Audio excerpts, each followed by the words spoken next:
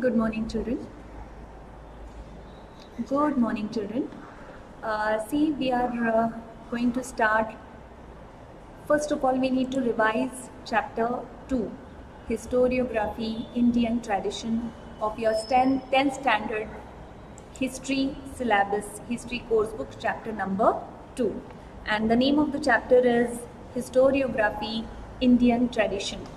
Children, before we start revising MCQs, it's important for all of us to revise all those points based on which we are going to solve this MCQ.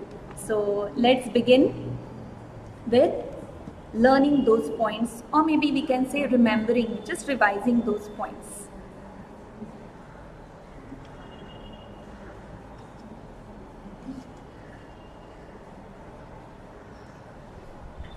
Children, before this history session, other teachers also have conducted history MCQs, and in that chapter 1 as well as chapter 3 has been revised. So we need to begin with chapter 2. Children, if you remember, in Historiography Indian Tradition, we have learnt about the invention, like when was it that it was started getting the history information or historical events information into written form. So we need to divide Indian tradition into 3 parts, that is ancient, medieval and modern period. So let's begin. We need to remember these points, children. Tradition of Indian historiography. The earliest known written documents found in India are in the form of inscriptions. Now, what do you mean by inscriptions, children? We have learnt that there is some written information that is done on rocks. So that comes under inscriptions. So the earliest known written documents, they are found in the form of inscriptions. And such first known specimen of writing was inscribed during the rule of Emperor Ashoka Maurya's times. The inscription depicted dates of kings, dynastic genealogies, territorial extent, administration of kingdoms, empires, and territorial extent, administration of kingdoms, empires, even different political organizations, even climate, different like climatic conditions, famines. So all these things we come to know taking the help of these like inscriptions. Written sources. Epics like Ramayana, Mahabharata, Puranas, Buddhist and Jain religious texts. These are the greatest source of written information, history for all of us. Historical accounts by Indian authors are all written sources. Then travelogues that are written by foreign travelers also becomes the greatest source of it becomes a greatest written source. Now we will learn about medieval Indian historiography. So you might have understood, children. I'll just take a glance. See, we have learnt about historiography, and that too like ancient period. So when we learn about ancient period, we have to rely on the inscriptions, which becomes the written form of historical information. And then we have to get back to such first known specimen of writing. It is during the rule of Emperor Ashoka. And then with these inscriptions, we get acquainted with the information about the dates of kings, genealogies, territorial extent, administration of kingdoms, empires, political events, social organizations, climatic conditions, etc. Now when we learn about medieval historiography, medieval Indian historiography, we need to learn about the administration of Muslim Mughal Empire, as we know. So let's learn about those Muslim historians who used to be there in the Mughal emperor's empire or kingdom. And these historians are Ziauddin Barani. Ziauddin Barani wrote Tarikh-e-Firuz-e-Shahi. He stated the purpose of historiography in his book Tarikh-e-Firuz-e-Shahi. He believed that historian not only should write about the ruler's valor and brave deeds and heroic deeds and policies of welfare, but also the rulers' failure as well as incorrect policies, so that next generation also get acquainted with that information. So this is what he stated, the main purpose of the historian. Then next is Babur, who was a Mughal emperor, who wrote a book, autobiography, Tuzuk-e-Babari.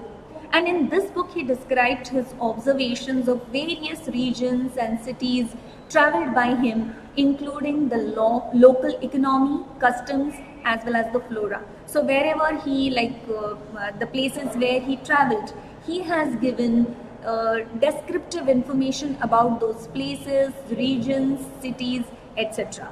The next is Abul Fazl, who was a historian during the time of Akbar. He has written Akbarnama, in which he stated characteristics of his historiography. See, he has written about the features of historiography, where he analyzed historical information based on authentic documents. So when we go through such information, children, we understand one thing, that these historians did not simply write down what they observed, but what it should be.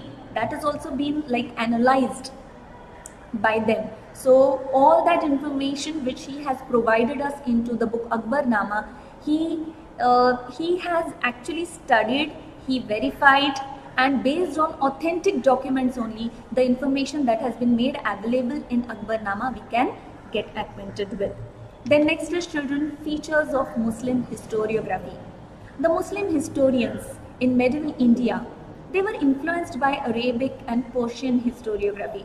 Now children, when we are learning about features of Muslim historiography, we must also know that during the Mughal Empire, all these historians who used to be the gems of Muslim kingdom, Muslim empire, they were highly influenced by Arabic and Persian historiography. I think so this question can be asked in MCQs, children.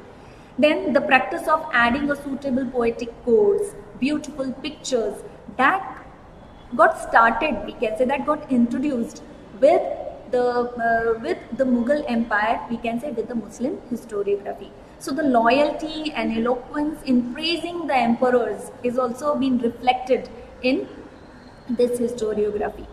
Then children, Bakhar. Let's learn about Bakhar. Now what do you mean by the word Bakhar? Bakhar is an important type of historical documents of medieval times, and there are different types of Bakhars. So there are a few which are become so popular, like Sabhasad Bakhar. It's written by Krishnaji Ananta Sabhasad, where he has given the description about the reign of Chhatrapati Rajaram Maharaj. Then Bhausaibanchi Bakhar. This Bakhar describes the Battle of Panipat. Even Panipatchi Bakhar is also a document which is about again the same event of the Battle of Panipat. So children, we understand one thing, that Bakhar is a type of historical document where lots of descriptions are there.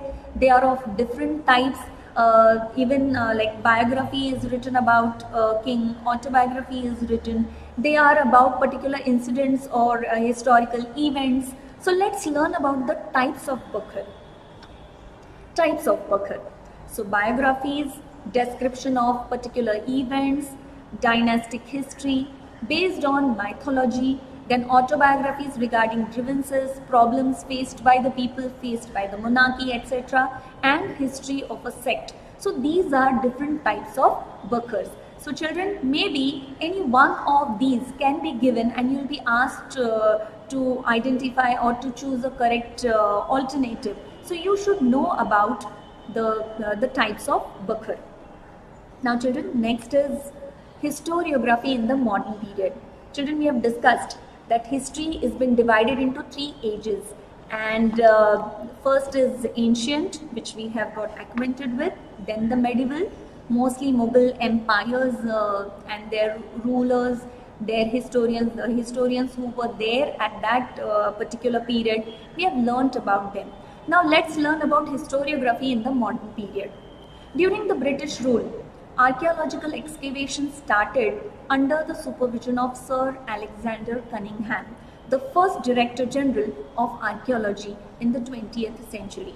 We know it, children. Modern period, almost 18th and 19th century is included into the modern period. So now here we learn that when during the 20th century, when their like India had been ruled over by the Britishers, by England, we can say the mother country England. So that was the time when during the British rule only archaeological excavations had been started, and they were continued, they were held under the supervision of Sir Alexander Cunningham. So you know it, children, even their pictures are given in the textbook, you can go through them. It's not necessary that only a statement will be given, even a picture can come, children, and you'll be asked that identify the picture, who started, like where the archaeological excavation started under his supervision. So you should know the picture also as well as the names also. Many British officers wrote about Indian history. Their writing showed great influence of colonial policies of the British. Means, children, we have studied different ideological like frameworks. So when we study these different frameworks, ideologies, we learn about colonial historiography also. So colonial historiography is such historiography where the Britishers were ruling over India, and British officers, those who had been here, being officers over the Indians, some of them have observed, and their personal opinions have been like reflected into the colonial historiography. So the writings, narratives that have been written by the British officers, you can see during colonial historiography. Then, children, Harappan civilization.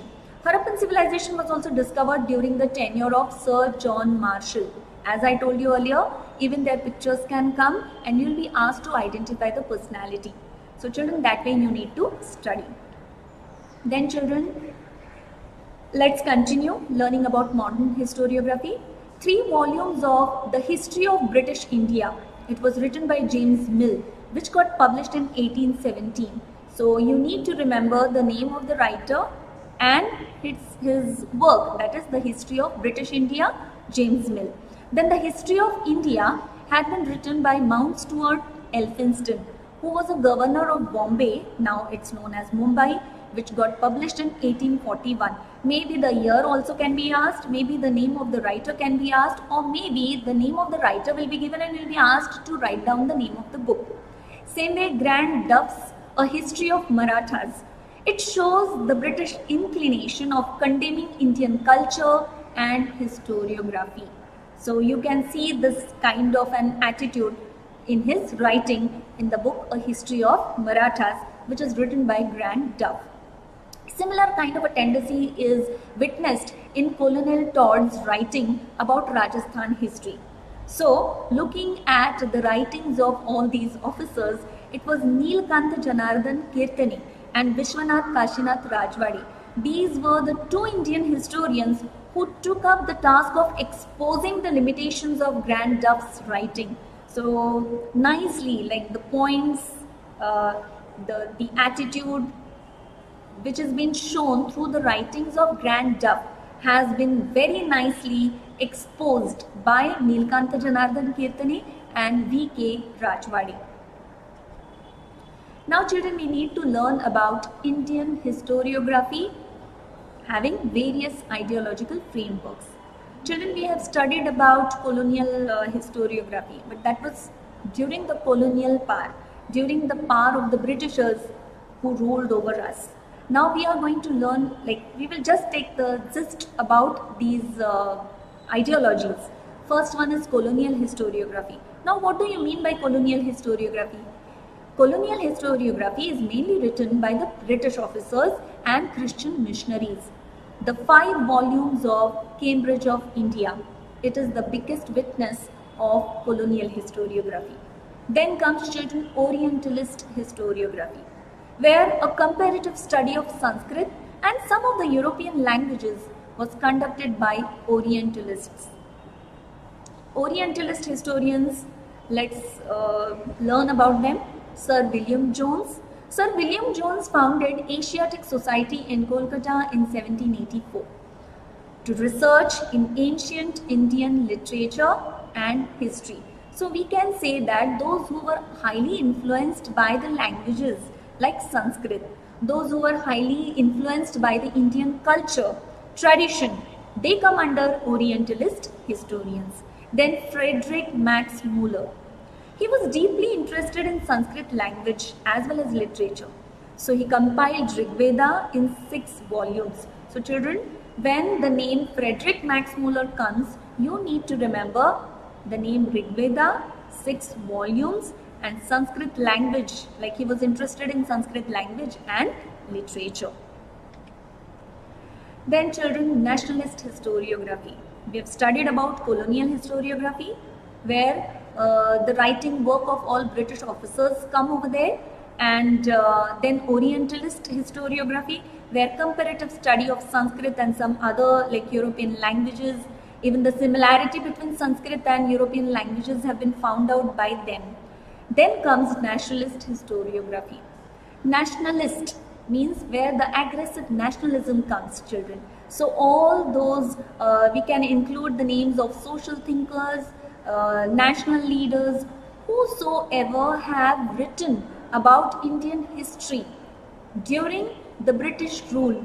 It comes under nationalist historiography. So Indian historians felt the need to restore the pride in the glory of ancient Indian culture. Their writings are known as national historiography. So Justice Mahadev Govinda Ranade, you need to remember him for his book The Rise of Maratha Power, which explains the background of the rise of Maratha Empire in great details. Then V.K. Rajwade, who is well known for his writings in Marathi on varied subjects like linguistics, etymology, grammar. Etymology is a study of language, grammar, etc. So he has written on varied subjects like linguistics, etymology, grammar, etc. He also compiled and edited 22 volumes of Marathancha Itihasachi Sadhani, where he writes about the sources of learning Maratha history. He also founded Bharat Itihas Samaj Sodhak Mandal in Pune on 7th July 1910 to facilitate historical research. So there onwards we can say, children, the research work in the field of history accelerated. V.K. Rajwade says, only if a balanced combination of the 3 factors, now which are these 3 factors? Time, space and personalities is present, then only an event does qualify to be called as an event. So rightly he has written, children, only if a balanced combination, there has to have a combination of 3 factors, time, space and personalities. So the time, particular time where this event takes place, by whom it takes place, that is personalities are important, and the space. So these 3 factors are so important to be called an event. So then comes, children, Swatantraveer V.D. Savarkar, Vinayak Damodar Savarkar, who wrote the book The Indian War of Independence 1857. So if you get time, children, you must read such kinds of books where you will get an information about Indian War of Independence, the uprising of Indian War that took place in the year 1857. Of course, that attempt got failed, but still it has a very long-lasting effects. Then the nationalistic historiography provided a momentum to the writing of regional histories also. So here we need to understand, when nationalistic historiography was written, that also gave a momentum to the writing of regional histories. So people started, historians, workers, social reformers, those who were highly influenced by the happenings of different historical events, different regional histories are written by them. So as a result, the attention of historians was drawn to the geographical conditions and history of South Indian regions also. So children, when we learn about these ideological frameworks, we need to remember different names, their work about nationalistic historiography. Let's take a review, children. I've provided here a small web diagram which will provide you the names of nationalistic historians like Kashi Prasad Jaiswal, Rajendra Lal Mishra, Ram Krishna Gopal Bhandarkar, Ananta Sadashiv Altekar, then Vasudev Vishnu Mirashi, V.D. Savarkar, Bhagwan Lal Indraji, Radha Kumar Mukherjee, Ramesh Chandra Majumdar, and Mahadev Govind Ranade. These are all nationalistic historians. Maybe in the MCQ, children, you'll be given three names correctly and one name will be the wrong one, and you need to find out the odd man out. So you should know who all were the nationalistic historians. Then children, we will learn about the historiography in the post-independence era. So till now we have studied about ancient period, medieval historiography, ancient historiography, modern historiography, and different ideological framework, but in the pre-independence period. Now we will be learning about historiography in the post-independence era. So when we learn about post-independence, that is like after our independence, we need to learn about Marxist history. Now what do you mean by Marxist history? The writings of Marxist historians focused on the means of production and the industrial relations. Children, we know that 19th century has witnessed 3 different revolutions, and when the industrial revolution started, after that it also got reflected. It had its influence over India also. So many people started migrating themselves from rural areas to the urban areas. Here we need to learn about the means of production, because looking at the growth of industries, only people started migrating. So basically when we learn about Marxist historiography, Marxist historians focused their writing on the means of production and the industrial relations. Marxist historians in India studied the transition within the caste system. Children, Indian society has an impact, rather it's been based on caste system, and it was more prevalent and more effective, more severe in the pre-independence period, pre-independence era. Slowly there was transition within the caste system in India, and Marxist historians started, like they studied this transition, and this transition only has been reflected through their writings. A prominent example of Marxist historiography is Primitive Communism to Slavery, which is written by Comrade Shripad Amrut Dange. Primitive Communism to Slavery. So here you get acquainted with the term of communism and how like people became the slaves of this industrialization. So that you can see through the writing of Comrade Shripad Amrut Dange in his book Primitive Communism to Slavery.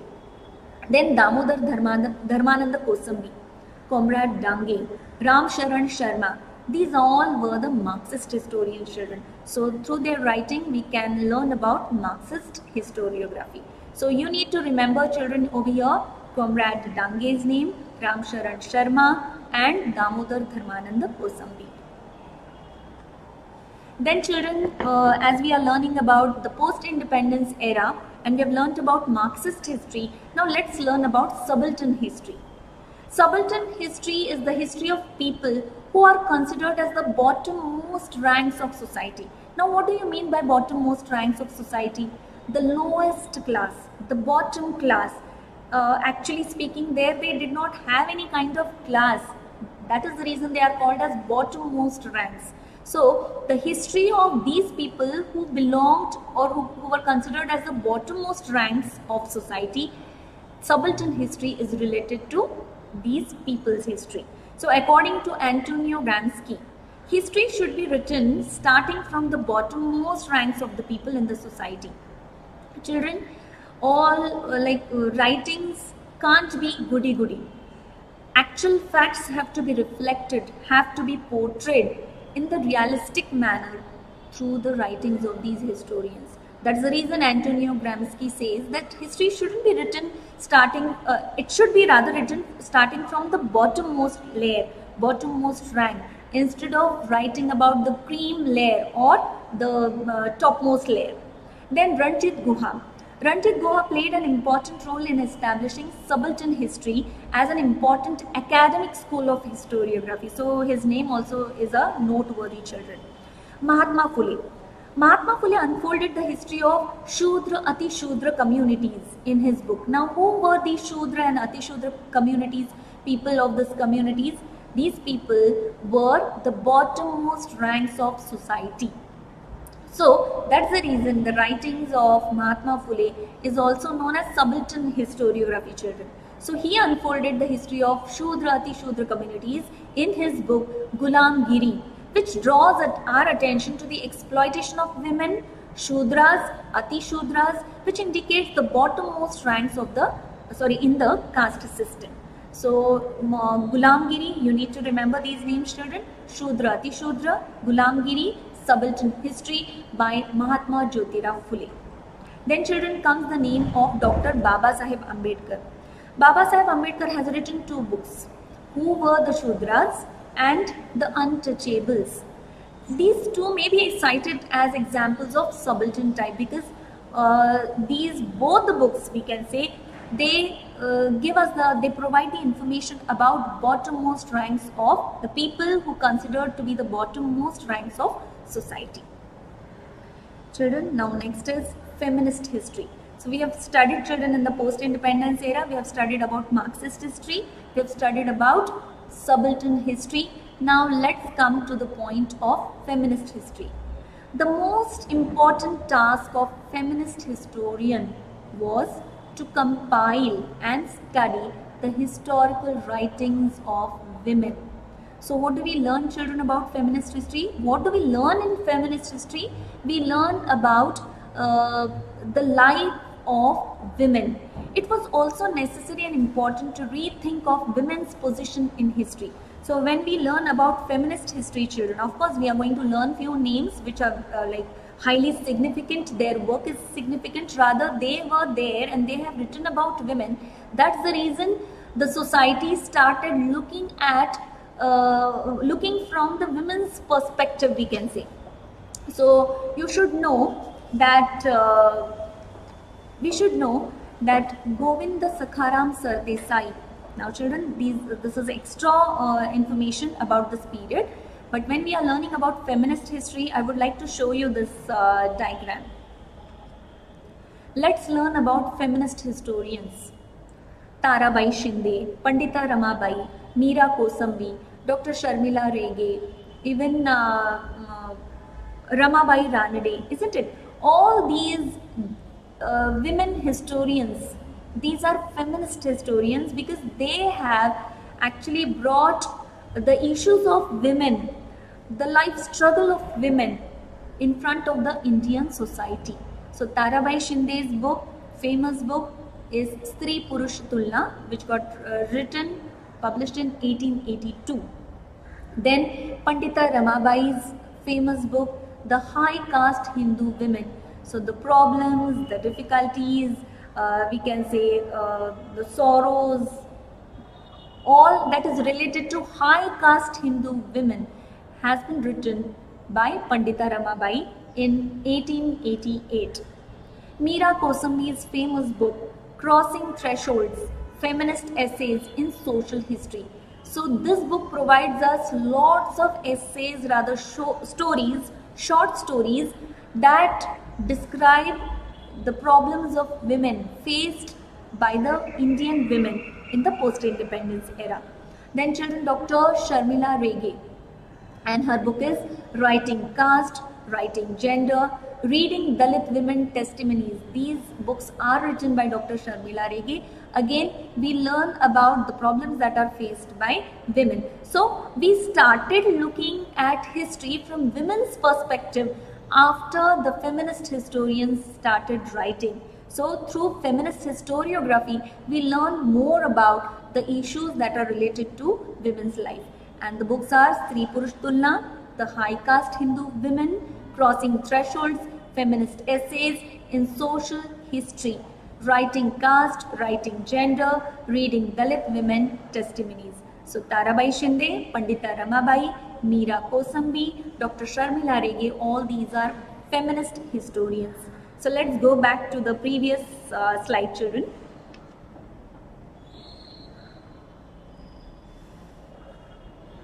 Now here, children, We have learned about feminist history.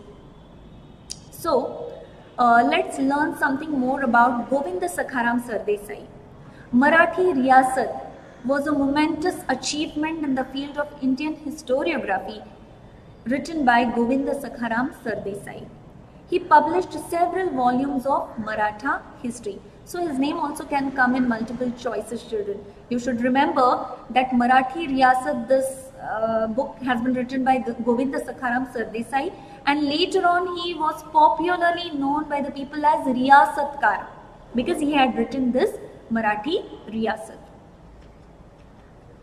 Now children, after learning all, like we have taken glance over all the important points of this chapter, we have learnt about ancient, medieval and modern history. We have learnt about different ideological frameworks.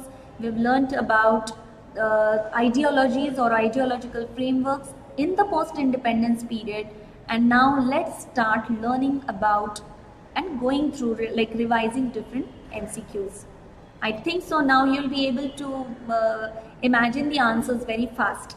Question number 1. Dash was the first Director General of the Archaeological Survey of India. Children, I'm not saying that the picture like this will be provided for correct answer. I've tried my level best to provide clues to you. So you will see the clue of this picture and then you will get to know the answer. You will imagine the answer. But this kind of a thing won't be done in your MCQs, in your CET paper. Because either a picture will be provided and you will be asked to identify the name, or maybe the work will be given. Now here the picture that is provided is about Sir Alexander Cunningham, who was the first Director General of the Archaeological Survey of India. Question number 2. Among women authors writing about women in the 19th century, Dash was the foremost one. Tarabai Shinde, Meera Kosambi, Pandita Ramabai, Sharmila Rege. Rather, all these names are like feminist historians' names. So you should know who was amongst them, like who started, like women author who started writing about women in the 19th century is Tarabai Shinde.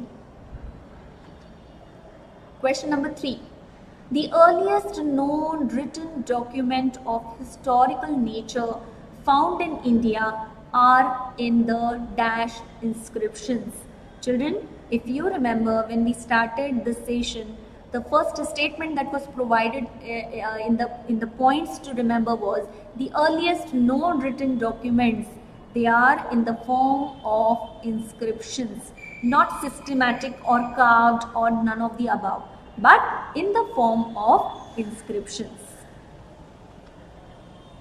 Children, here I would like to tell you one more thing, that as we learn about ancient period and the information like historiography, when we learn about ancient historiography, we can come to know, we can understand one point, that Indians were very much familiar. They had already introduced themselves the art of writing. That's the reason we can see these inscriptions right from the ancient period. So art of writing was very well known by the Indians right in the ancient period. Question number 4.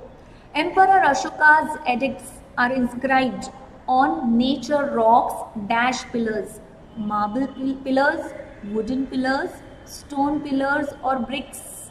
What will be the correct answer, children, over here? It will be on nature rocks, stone pillars. Different stones are erected, so they like information is inscribed on these stone pillars, children. You should remember the name stone pillars. Now you can see the picture of Sohagaura copper plate. Where was it found, children? It was found in Madhya Pradesh, Uttar Pradesh, Maharashtra or Rajasthan. It was found in Uttar Pradesh. Must remember the name, like the name of the state, Uttar Pradesh. The inscription of Sohagaura copper plate is in dash script. Is it in Brahmi script or Ardha Magadhi script or Sanskrit script or Marathi? It is written, it is available in Brahmi script, children. The biography Harshacharit is written by dash portrays a realistic picture of King Harsha's times.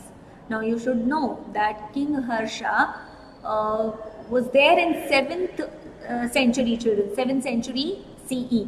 Maybe the century also can be asked, which you need to remember as 7th century. And the name of the biography is Harshacharit, and it's written by whom? Was it written by Kalhana? No. Kalhana has written Rajat Rangini. We are going to see that in the next slide. So Kalhana or V.K. Rajwade or Bana Bhatta or Bhagwan Lal Indraji.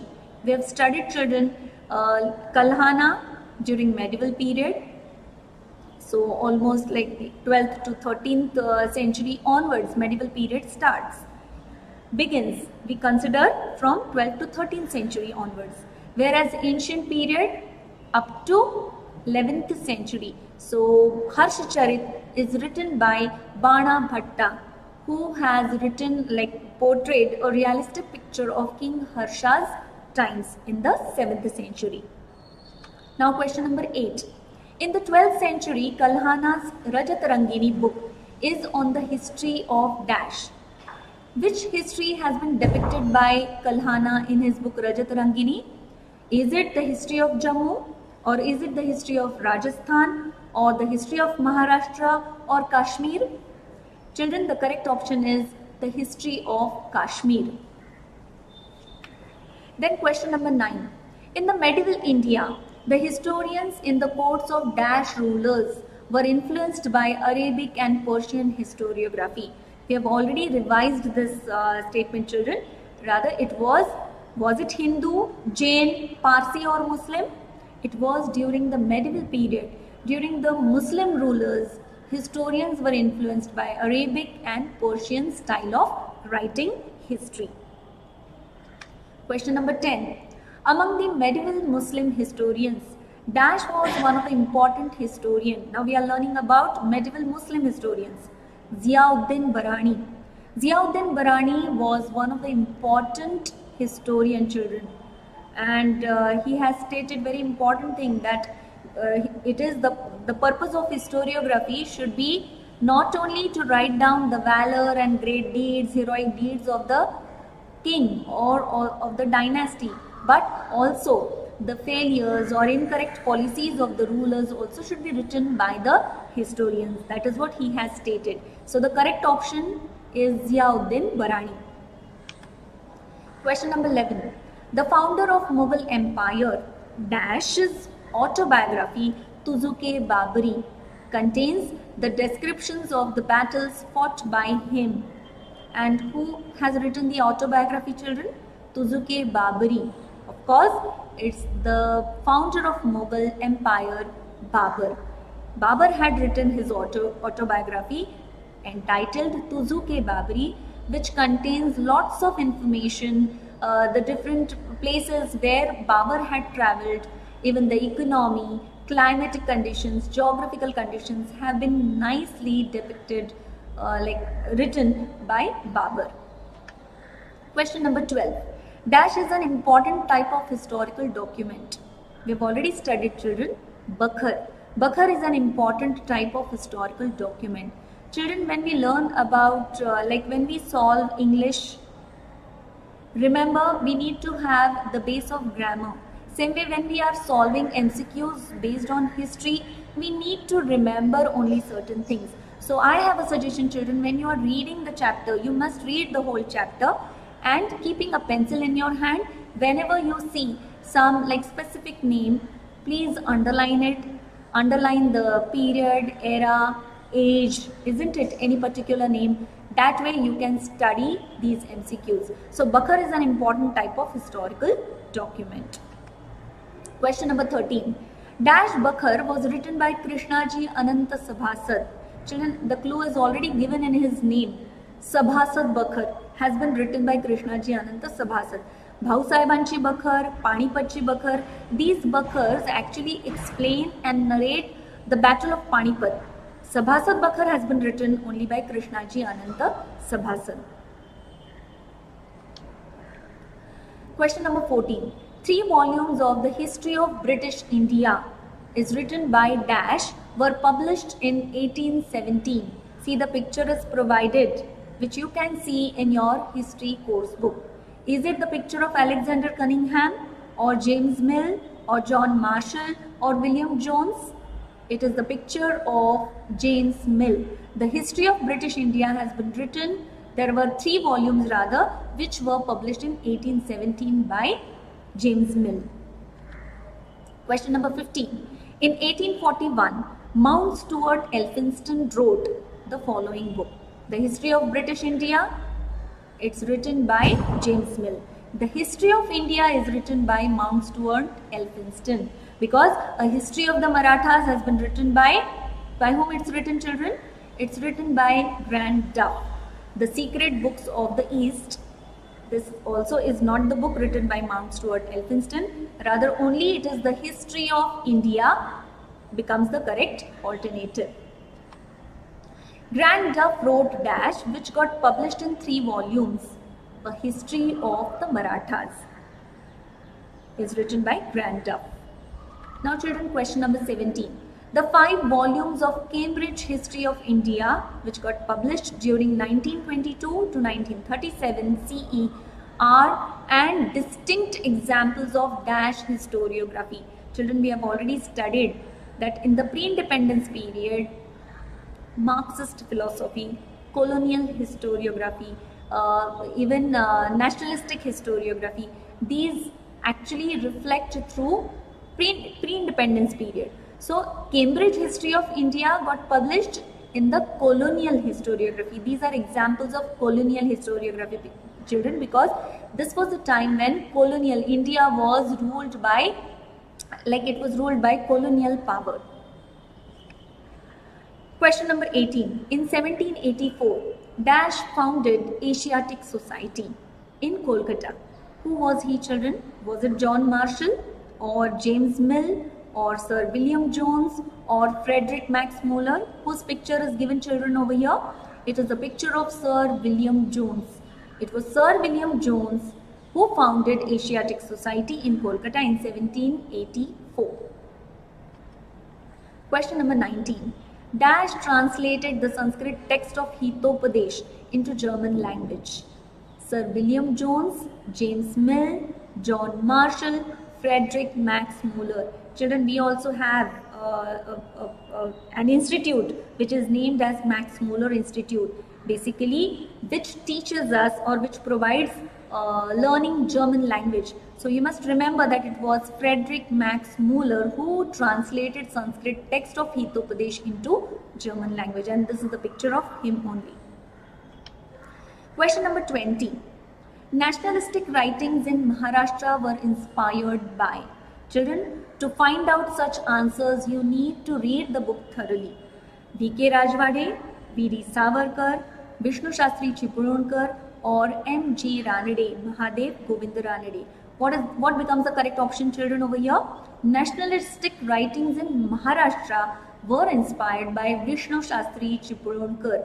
This sentence is given in your history textbook, children, chapter 2. Please underline it, because here there are chances that you may get confused. But the correct option is Vishnu Shastri Chipulunkar. Question number 21. V.D. Savarkar wrote Dash the book. Which book has been written by V.D. Savarkar, children? Actually, you have studied this, the name of the book and the name of the writer in your 8th standard. And the name of the book that is written by Vinayak Damodar Savarkar is The Indian War of Independence, 1857. Question number 22. Dash this book represents Marxist historiography. Children, we have studied about Marxist historiography. Marxist historiography actually studies, or it depicts, it portrays about the means of production and overall industrial growth, industries, issues related to the industries. So we must remember the name Primitive Communism to Slavery, which is written by Comrade Shripad Amrut Dange. Maybe the name of the writer will be provided, or maybe the name of the historiography will be asked, or maybe the name of the book also can be asked, as I have asked here. So the correct option for this sentence is primitive communism to slavery. Question number 20. Nationalistic writings in Maharashtra were inspired by. Children, previously only we have studied that nationalistic writings in Maharashtra were inspired by Vishnu Shastri Chipulunkar. I think so this question has been repeated, so you can just omit it. Next one, V.K. Rajwade compiled and edited 22 volumes of, was it Karhece Pani, Gulamgiri, Who Were the Shudras, or Marathyanच्या इतिहासाची साधने? We must remember, children, Gulamgiri is written by whom? By Mahatma Jyotirao Phule. Who Were the Shudras? Written by Dr. Babasaheb Ambedkar. So it was regarding the learning of the sources of history, learning like sources of the Maratha history. Maratha history has been written, rather it was compiled and edited in 22 volumes, and the name of the book is Marathyanच्या इतिहासाची साधने, written by V.K. Rajwade. Question number 22. Dash this book represents Marxist historiography. I think so this question also has been repeated. The correct answer is primitive communism to slavery. Question number 23. Dash unfolded the history of the Shudra Ati Shudra communities in his book Gulamgiri. Dr. Babasaheb Ambedkar, Mahatma Phule, Damodar Kosambi, or V.D. Savarkar. And the correct answer is Mahatma Jyotirao Phule, because basically he has written the book Gulamgiri, which depicts or which unfolds the history of bottommost rank of the society, Indian society. So even children, you can be asked the question this way, that which of the following historian is belonged to the subaltern historiography or subaltern history? Then you should be able to give the names if the options, in the options if the name comes like Dr. Babasaheb Ambedkar or Mahatma Phule, then you must write their names, children. Next is the book Who Were the Shudras is written by Mahatma Phule, Dr. Babasaheb Ambedkar, Damodar Kosambi, or V.D. Savarkar. It was Dr. Babasaheb Ambedkar. Basically, the two books are written by Dr. Babasaheb Ambedkar, Who Were the Shudras and The Untouchables. You must remember these names. Question number 25. In 1988, Dash's The High Caste Hindu Woman was published. By whom the book is written, children?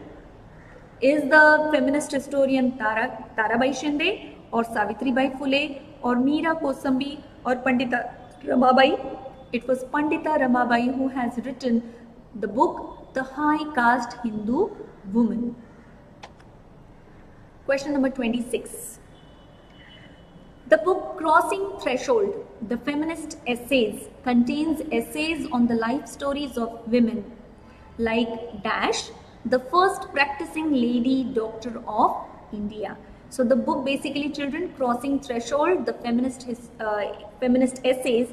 This book has been written by Meera Kosambi, and this book contains essays on the life stories of women. Now, whose life stories have been written? Were these women's life stories have been written, children? Was it Savitribai Phule and Rakhmabai, or Tarabai and Rakhmabai, or Tarabai and Savitribai, or Pandita Ramabai and Rakhmabai? The correct option is Pandita Ramabai and Rakhmabai. Rakhmabai, children, she was the first practicing lady doctor of India. So the correct option is option D. Crossing Threshold, the feminist essays, contains essays on the life stories of women like Pandita Ramabai and Rakhmabai, the first practicing lady doctor of India. Question number 27, children. The book Crossing Threshold Feminist Essays is written by Tarabai Shinde, or Savitribai Phule, or Pandita Ramabai, or Meera Kosambi. And the correct option is Meera Kosambi, because we have studied that tree diagram, children, where we have studied about feminist historians, Rather, Tarabai Shinde, Pandita Ramabai, Meera Kosambi, Dr. Sharmila Rege, all these are feminist historians, and the book Crossing Threshold Feminist Essays has been written by Meera Kosambi. Question number 28. The book Marathi Riyasat, written by Dash, has become so famous that people began to address him as Riyasatkar. I think so. We have started, we have drilled with this answer, and the correct option we need to read. Option A is Mahadev Govinda Ranade, then option B is Vishwanath Kashinath Rajwade, option C is Govinda Sakharam Sardesai, and option D is Vinayak Damodar Savarkar. Rather, we have gone through, we have drilled with all these writers and their work. And Marathi Riyasat, this book has been written by Govinda Sakharam Sardesai. Even though his name was Sardesai, but people started calling him, addressing him as Riyasatkar. Now the second last question, question number 29. The following Indian historian wrote without embracing a particular ideology. Children, we must get acquainted with few names which did not, these historians did not follow any particular ideology. Like we have seen Marxist ideology, we have seen feminist ideology, isn't it? But these are few names, children. There are few names, there are some few historians in the post-independence period, they wrote freely. So their writing did not embrace a particular ideology. And amongst them are, you need to find out, you need to get the correct answer. Damodar Kosambi, Marxist history, children. Comrade Dange also, his writing reflects Marxist historiography. Kashi Prasad Jaiswal, nationalistic historiography.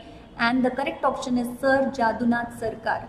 Sir Jadunath Sarkar was an Indian historian who wrote without following any particular ideology. And the last question is, in recent times, the following historians have contributed extensively to the historiography of modern India. See, the statement says, the following historians have contributed extensively to the historiography of modern India. Who is he? Ram Charan Sharma and Comrade Dange. Children, we have already studied Ram Charan Sharma, Comrade Dange, then Damodar Kosambi. These belonged to Marxist historiography, whereas V.D. Savarkar and V.K. Rajwade, nationalistic historiography. Mahatma Phule and Dr. Ambedkar, we know that their writing reflects subaltern history. The correct option is Y.C. Phadke and Ramchandra Guha. These historians have contributed extensively, fully, completely to the historiography of modern India, because there was not any particular kind of ideology which they followed, rather they have written as a whole. So the correct option is Y.C. Phadke and Ramchandra Guha. So children, we have drilled with all different kinds of 30 MCQs, and I personally feel that we have covered all the points, important points that have been given in this chapter. Rather, we have revised all important points. So whenever you are watching this particular session, you will cover all MCQs of chapter 2 history. Go through it again, as we have already we know that there are 25 marks MCQs will come based on history and political science, and chapters which were excluded, which were reduced from your final examination, board examination, like chapter 4, chapter 6 of history and chapter 5 of political science. You need not study them. Okay, so what all has to be done? Whatever number of chapters we had, those many only have to be revised thoroughly, underline important points, read them over and over again, try and understand history. When history is studied as a story, children, you'll be able to learn very nicely.